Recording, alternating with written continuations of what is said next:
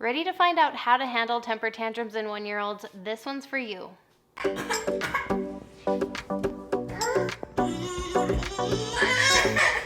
Hello, I'm Cassie from Custom Built Parenthood. I encourage and educate people to be happier, more effective parents. If you want to get more encouragement and information on how to be the best parent you can be, I would love for you to subscribe to my channel and hit that bell so that you'll know about my new videos. As always, today's video is super relevant to my current stage of life. I have 3 kids, ages 7, 5, and 1, and my 1-year-old is officially throwing tantrums. I've got 5 tips for preventing tantrums and then a simple 3-step process to follow if that tantrum wasn't prevented. Be sure to stick around to the end and hear 2 most important things that you can do during a tantrum, and the good news is they are both completely in your control. So first, let's define what a tantrum is. A tantrum is an uncontrolled outburst of anger and frustration, typically in a young child. They don't have the capacity yet to regulate these big emotions. Learning to deal with anger and frustration is a skill that you'll be helping them to learn. Tantrums are common between the ages of 1 and 3 and can be for a variety of reasons. Usually tantrums happen when your child doesn't get what they want. Tantrums in a 1-year-old can look like crying, screaming, arching their back, falling to the ground, kicking, or running away from you. Any of these ring a bell? All of this is normal, but that doesn't make it an acceptable way of expressing themselves. So, like I talked about in my video, Feeling Like a Failure, you can check it out here. Our child's actions can definitely be a reflection on them as a child, their development, their personality, their journey, or our child's actions can be a reflection on our parenting.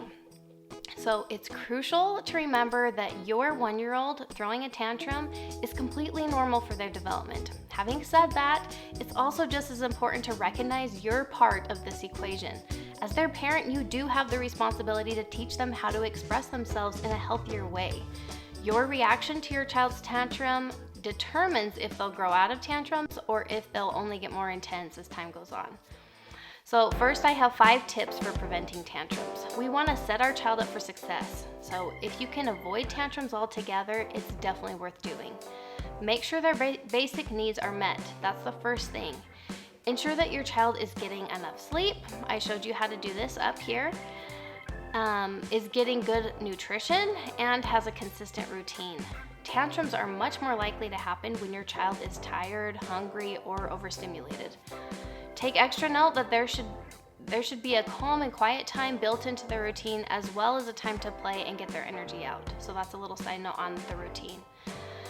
2, establish consistent rules and expectations for your child to start learning. If they're drawn to the stove, teach them the word hot and the rule that we don't touch the stove. Hot. Say hot. Hot. Hot.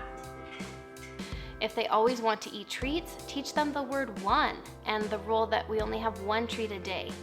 If they're rough with a sibling or a pet, teach them the word soft and the rule that we're kind and respectful to each other.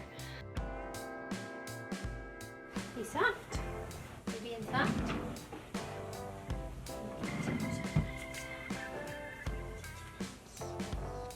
When I say teach for a 1-year-old, I just mean say it every time and have a consistent response. So say the word and the rule, whether that means moving them away from the stove or putting the treats away or helping them to be soft.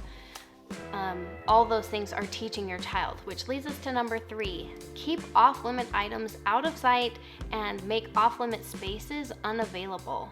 So once again, if there's something or somewhere that's always seems to spark a tantrum or cause a conflict between you and your baby, consider moving the item or child-proofing that space.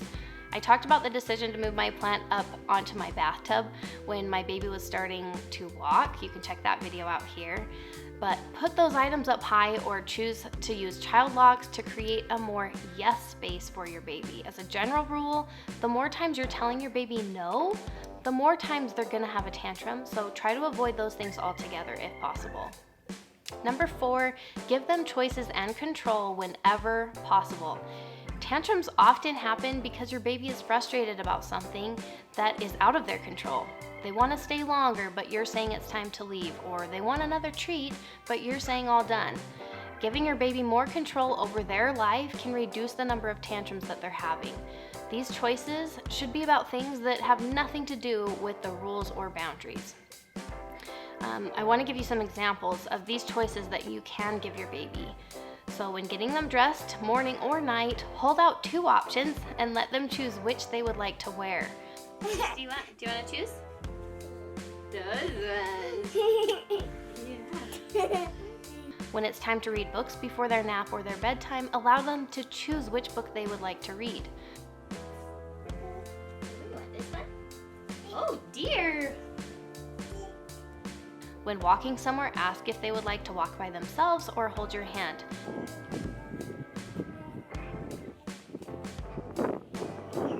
This is a very simple way to give them more control.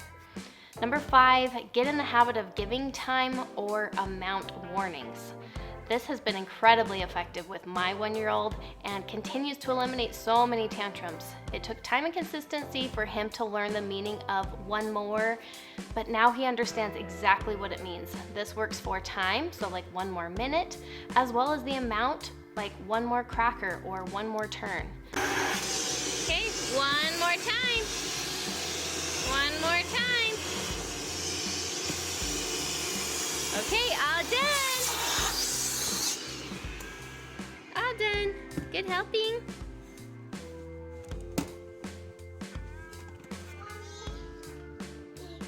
It's awesome when you can prevent tantrums and, just avoid the whole thing altogether, but there will still be plenty of times when tantrums start. So often, you can notice your baby starting to move into a tantrum. Frustration might be building, or you can anticipate that something coming is going to tip them over the edge. Phase 1 is to distract. Distraction is the best tool to use right at the beginning of your 1-year-old's tantrum, or better yet, before it even starts. You should only try to distract your baby at this very early stage of the tantrum. You'll know right away if it works or not. So let's say, for example, you are at the grocery store. Good job. 1 more. Oh. Good job. Okay, all done. And your baby wants to put another loaf of bread into the cart. To distract them, you simply say, "We already have enough bread. Would you like to help me get some milk?" We're all done. Do you want to come get some milk? You want to help me? Oh, good job. This might stop your child's tantrum dead in their tracks, and they'll happily come with you to get the milk. But if that isn't the case, and they continue whining or escalating into a tantrum over the bread, you move into phase 2. There's no point in continuing to try to distract your child. Doing so will only add fuel to the fire and condone the behavior. So, phase 2 is what you're going to say to your child during a tantrum. The way I think of it as the ABCs. This makes it a lot easier for me, at least, to remember in these high pressure, high tension moments. So this is going to be the script for how to handle tantrums in babies, and at any age for that matter. So you've tried once to distract at the very beginning and it didn't work, and now your baby's stuck in tantrum mode. So it's time for the ABCs, which are acknowledge, boundary, choice. So first, acknowledge what they're wanting or feeling. That's our A. B is boundary. Set a clear boundary for your child. C, give them a choice, one of which you control as a parent. That's very important with this C part. So first, acknowledge what your child is wanting or feeling. Putting words to what's happening will help your child feel understood and model appropriate behavior, and validate and give them words for what they're feeling. You can say something like, "You really want more bread. I can see you're feeling frustrated." That would be acknowledging. Next, you're going to set the boundary. This is really important for your sake and for everyone else's, so that everyone's clear on what's happening and what's not happening. So in our example with the bread, you say something like, "We're all done getting bread." That's the boundary. No matter what your child does, no matter what they say, there is no more bread going into the shopping cart. That's the clear boundary that you understand and that your child understands, and saying it out loud will help you also follow through with that boundary. So lastly, you're going to give your child a choice. As we learned earlier, the more control you give your child within the boundaries, the better. This doesn't mean you let them run the show or change your mind about the rule that you're setting. It just means that you're giving them 2 options within the boundary. The more really the most critical part of all of this is you need to control one of these choices. So with our bread example at the grocery store, you could say something like, "We need some milk. Would you like to walk there with me or ride in the cart?" Notice that I control one of these options. So if my 1-year-old ignores me and argues back or continues tantruming, I can simply pick him up and strap him into the cart to enforce the boundary. I'm not leaving it open-ended for him to then carry on and now I can't do anything. Like, well, you need to choose. Are you gonna walk? Or, like you've gotta have total control over one of those choices. So to put it all together, if distraction fails and your child starts to tantrum in the bread aisle, you would say, "You really want more bread. I'm sorry, that must be really disappointing. We're all done getting bread, but we need some milk. Would you like to walk there with me or ride in the cart?"